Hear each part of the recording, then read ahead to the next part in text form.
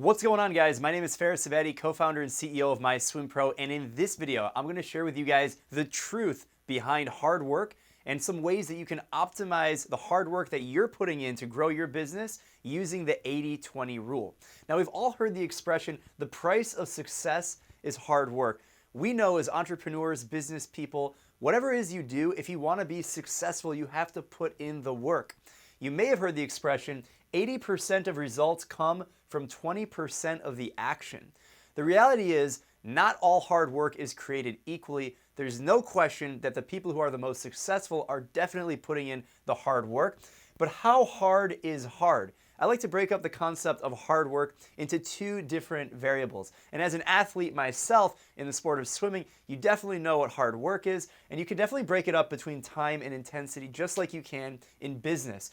What does time mean? It means the amount of time that you're putting in for the specific thing that you're doing. That could be the amount of hours that you work per week. On average, based on a number of different surveys and studies, the average entrepreneur is working anywhere from 50, 60, 70, 80 hours per week. Let's stick with 60 hours per week. It's a nice, easy number to dissect.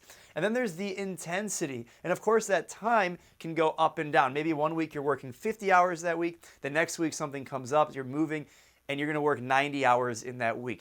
Totally reasonable if you're an entrepreneur. You know exactly what I'm talking about. There's also intensity, and that is the level of focus that you can actually apply within that segment of time. It's not only how intense you really focus in that period of time, but it's the quality of the work that you're producing. You know, sitting at your computer and surfing the web and calling that research for 60 hours per week is not the same as highly focused, intentional activity that is trying to move the needle in your business. You might be wondering to yourself, well, how do you break up 60 hours per week? That seems like a lot, that seems like a little. Here's an easy example that I like to use that helps me clarify how much time I'm spending on each different part of my life. Now, here's a pretty basic example. There's 24 hours in the day, basic math, right? No matter who you are, you can't have more or less time. We're on a level playing field. We all have 24 hours in the day. How do you break up that 24 hours? Well, most people like to get some sleep. You can't function without sleep. So let's segment 8 hours per day on sleep. If you're like myself and others, you might not even get 8 hours per sleep. You might live on 6 hours per sleep. Here and there, you'll get 8 hours if you're lucky. Let's call it 8 hours per sleep. Pretty reasonable for an adult. Then there comes life. There's a lot of things, whether if you have a family, maybe you've got kids, maybe you've got other interests that you want to do. Let's say that takes 4 hours out of your day every single day. Then you should have some fitness. So I'm going to include 1 hour every single day for fitness. It's actually more than most people do for fitness, but for myself, again, as an athlete, this is something that's just part of my life, and I recommend it for you as well. So 1 hour every single day. And of course, you need to eat food. There's different parts of health that can tie into life, fitness, and food as well. But let's allocate another hour because it's hard to work and eat at the same time. Some of you guys know exactly what I'm talking about if you do both at the same time. But let's call it an hour. That leaves us with 10 hours per day remaining. Most people spend that either going to work or commuting to work. Hands up if you're doing a telecommuting and you're working from home. Give it a big like in this video. But you're putting in about 10 hours per day of work. Now, if you do that for 6 days per week, you're at 60 hours per week. It's very easy to fudge the numbers here a little bit, and you can get up to 12 hours per day or 14 hours per day. Some days it will be less. But there's no question that how hard is hard comes down to the time and the intensity. Now, it's really important to understand that you control the time and the intensity. One thing you might not be able to control and get more of is how much time. So if you're already spending 60 hours per week and you're trying to drive the results, it's really important to consider the 80-20 rule. What is the 80-20 rule, you might ask? It's Pareto's principle. He's Italian. Yeah, he's got the Italian flag here. And it's the concept that 80% of results come from 20% of all sources. Sources could mean time, people, capital. If you're a bigger entity, here's a few different examples in real life of how this breaks out. And it's very easy to understand where this concept fits into the day-to-day. First example, 20% of sales reps bring in 80% of sales. Especially in a big organization, you have certain top performers, whether it's they're just intrinsically good at the skill, they're top of the cream of the crop, but maybe the different segmentation of the market that you're actually selling to has more value in certain areas compared to others. True example, you can see it in almost any type of company. 20% of customers account for 80% of profits. So this is talking about like revenue per customer. There are certain customers that will spend more money on anything that you do. They're only 20%, but they account for 80% of the total revenue. 20% of reported bugs represent 80% of software crashes. If you use an app or a website, my SwimPro app, and you might have noticed something that's not working with it correctly, 20% of those most reported bugs represent a majority of the crashes. So it's very easy as a software engineering team to focus your energy on the right things, because if a bug only crashes an app for one person out of every million cases, but you have another bug that crashes it for a lot more people and a lot more people are reporting it, you know where to focus your energy. And the last example here is 20% of patients account for 80% of healthcare costs. There's certain individuals that use the healthcare system much more than others. If you're healthy, you're less likely to use it. And there's a small group of people that are using it a lot more, and they cost in 80%. Now, this number is not hard set in stone, 80, 20. It's not, what if it's 81? What if it's 83, 22, 23?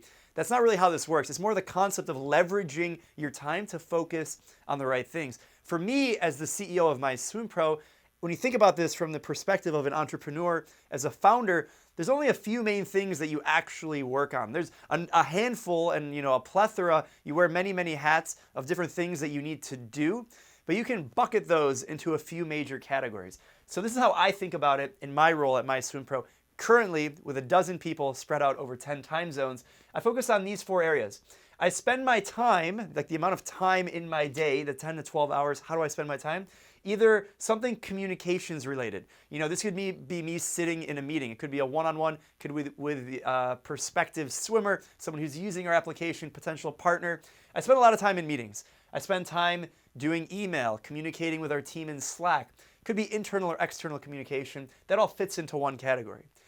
When I thought about this, my next category that came up is actually the strategy, right? This is where I just sit at my computer and I think about what we're doing. I look at the data and I think about what we're going to do next. I think about what our big, hairy, audacious goal is, what our vision is, and the milestones needed to actually get us there, and orchestrate the right time frame and the infrastructure to be able to get there. That's the strategy and the operations. Funny enough, I didn't think of this as the first thing, but this is the highest leverage thing that I can do in my position, and my time here is most fruitfully spent. I think I brought up communications in my head first because I know all the meetings that I've got to do, which is really, really challenging, because if you're the founder, you really need to focus on this one that I listed as number 2. It's really our number 1. The strategy and the operations and building the operational flow is more important and high leverage for you to be doing, especially if you have multiple people or more on your team. Now, if you're an individual founder, some of these other ones might actually become more significant. So my third one here is producing content. That could be video. I'm in a lot of video content. I'm basically a walking content marketing machine. So I could be writing some content, I could be filming, I could be interviewing, something PR marketing related. There's a decent amount of time spent doing that. Could I do all of that on my own? Maybe. I have a team that supports me that's incredible, and they help divvy up the things that maybe I don't need to be doing so I can focus more time on that number 2, which is the strategy and the operations. An easy example is something like, I will film a video, a Whiteboard Wednesday session. It's amazing. I talk about different technique and training and physiological things that happen with swimming.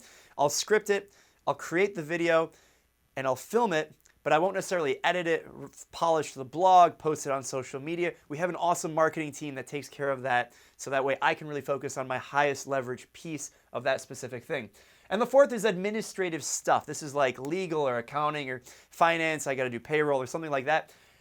Of these 4, my number 2 listed here is really my number 1. It's the strategy and operations, because for me, 80% of the results of the company, of what I can produce and what's most fruitful of my time, comes from 20% of the action. So if I were to break up my time, I don't spend 80% of my time just sitting at my desk thinking about strategy. Although if I can allocate more time, it will be even more impactful. And that's really the whole point of this video, is thinking about how you can spend your most efficient time. So that way you are the most impactful with actions that you take, because our time is limited. We only have 24 hours in a day. We only have 10 to 12 to 14, 8, whatever, how many hours you can allocate in a day to be productive, to be impactful. So it's up to you to optimize. And how do you optimize? Here's a few things to think about. I recommend number 1, to deploy self-awareness and retrospection in how you're spending your time currently. What are the things you're currently working on? And what is the impact in deliverables to your business, to your life? What are the things that you're spending time on, and how are they driving results, whatever the results may be for you? That's step number one. Number two is to optimize your life to prioritize hard work.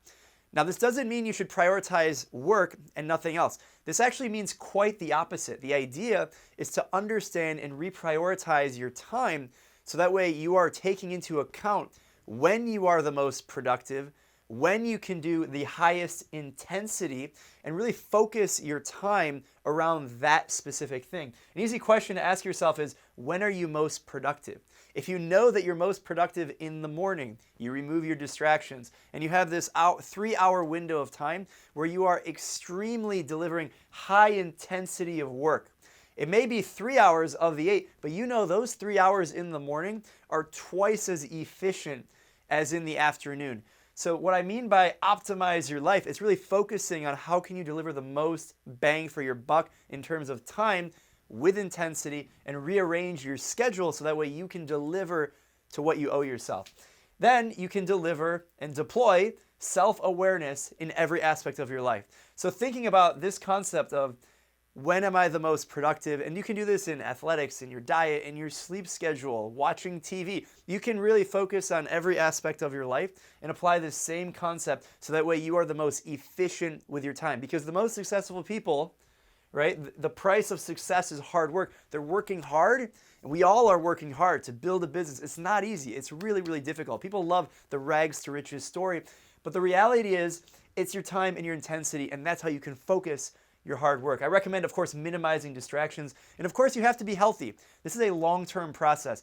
No matter what it is that you're trying to build, whether it's a business or an athletic achievement, it takes time and you've got to stick with it, and the grind is real. So be healthy, get good sleep, diet, fitness. In this example, I wrote fitness 1 hour every single day. That's 7 hours a week.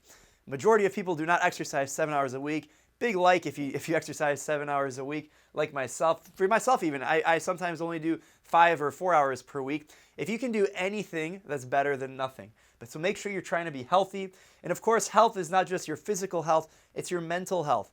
So again, when it comes back to retrospection and deploying self-awareness, if you know that you need to do meditation at certain times of the day, if you need to take a break, if you need to go for a walk, fit your schedule around that so that way you are taking care of yourself both mentally and physically to deliver the best potential outcome for yourself in your business and of course in your life, the most important thing. I hope you enjoyed this video applying the 80-20 rule, the truth about hard work. You guys are working hard. I know I'm working hard. Let me know in the comments what you're working on. Be sure to subscribe to this video for more entrepreneurship tips. And I wish you guys the best. Keep hustling. Take care. Bye-bye.